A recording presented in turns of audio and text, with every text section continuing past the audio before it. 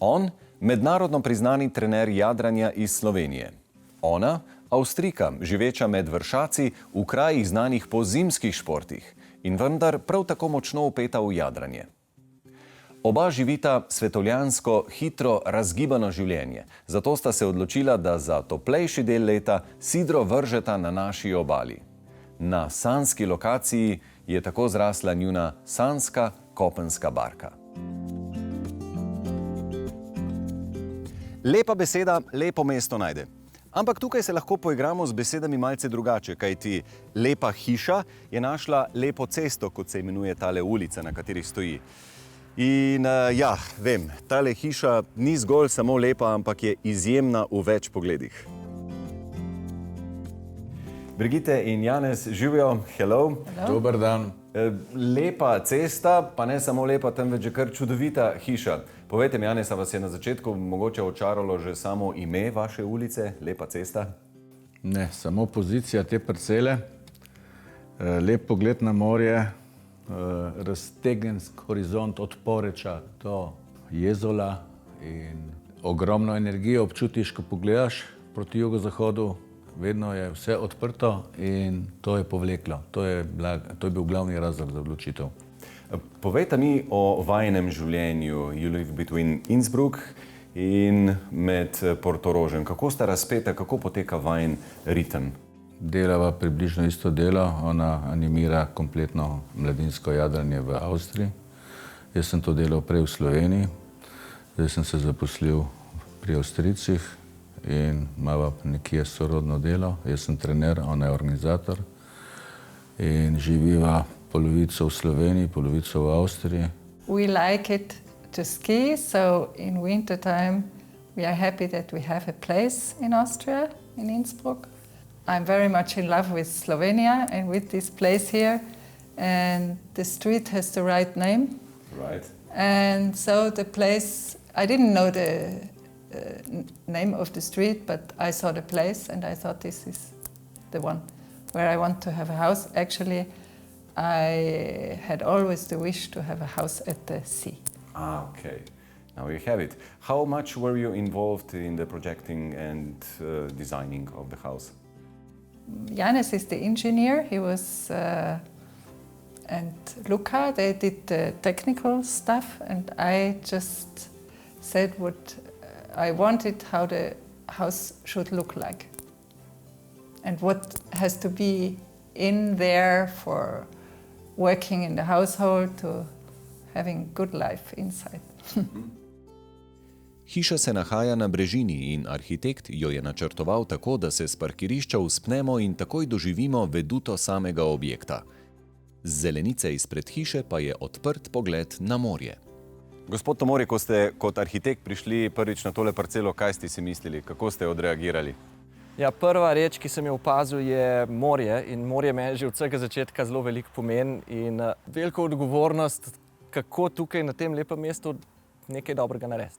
In kako je potem potekalo usklajevanje oziroma sodelovanje z naročnikom, kako je steklo? Ja, moram reči, da smo imeli kar veliko srečo. Zelo redkokrat se zgodi, da tista osnovna prva skica, prvi koncept preide v končno izvedbo.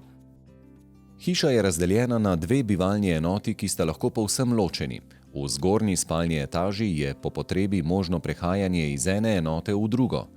Vsaka enota ima svojo zunanjo teraso in letno kuhinjo, skupno druženje pa je ob bazenu in travniku ob njem. Družini lahko prijetno preživljata čas skupaj in ob tem ne motita dnevnih ritualov posameznika. Parcela je bila nagnjena, parcela je bila v terenu, pred njo je potekala prometna cesta. Kar smo želeli narediti je to, da promet in vse tiste servisne dejavnosti skrijemo nekam v podpalubje spodaj, od zgoraj naredimo en plato, kjer se odvija normalno življenje in kjer nas te servisne dejavnosti pravzaprav nič ne motijo. Naročnik je trener jadranja. Ali je kdaj v odnosu do vas tudi deloval kot kakšen odločen kapitan? Vedno je bil strog trener in iz tega vidika sem imel kar malo rešpekta, preden sem se lotil tega posla. Ampak mislim, da je to eno medsebojno spoštovanje in predvsem pa zaupanje rodilo pravzaprav najboljše rezultate. Gospod Gasser, vi ste bili zadolženi za tale interjer, ki je modernističen, nekoliko zadržan. Povejte mi, kakšna izhodišča ste imela lastnika? Ja, izhodišča so bila v bistvu na podlagi naših referenc, ki so si želeli pač opremo nekako v teh umirjenih barvah, ki puščajo potem dovolj svobode tudi za vse ostalo, kar pride v prostor. Garderobe, spalnice, izkoriščanja tega prostora pod stopniščem. Želeli so ogromno shranjevalnega prostora. Tale sivo-bela pa hrastova kombinacija, to je bila že njuna ideja v osnovi? Tako je, to je bila njihova želja. Smo pa že predhodno precej takih interjerov naredili in ja, to je njihova želja, da uporabimo te materiale. Manjši zelenjavni vrtiček je bil prva stvar, ki je obratovala na tej parceli, pove gospod Janez. Ko so še ropotali mešalci, je zadaj na vrtičku že obrodil prvi paradižnik. Navkljub natrpanemu delovnemu urniku, gospodar hiše najde čas za vzgojo zelenjave. Janez, smo na Primorskem, kjer je sonca v izobilju in zaradi tega ga je lahko včasih tudi preveč. Kako ste to reševali, pa kako ste uredili ogrevanje?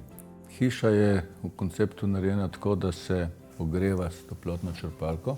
Kaj vam je bilo pri izbiri toplotne črpalke najbolj pomembno? Da je pač primerna kapaciteta, zanesljiva, da ima dober servis in da ima zunanjo enoto, ki je izredno tiha. Ne moti mene, ne moti sosedov. To je bilo prvenstveno pri izbiri. Toplotna črpalka je naprava, ki omogoča maksimalno obdobje 365 dni na leto.